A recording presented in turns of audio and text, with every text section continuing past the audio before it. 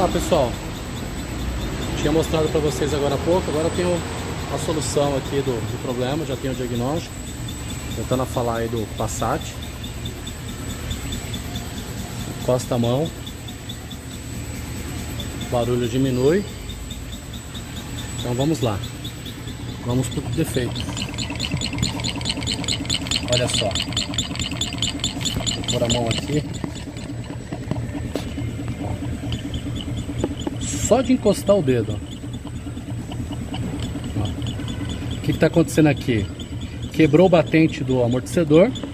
Inclusive dá para ver nitidamente que a ponta do amortecedor está deslocada. Ela deveria estar no centro certinho desse orifício aqui, ó. Então aqui a solução é a substituição do kit do amortecedor.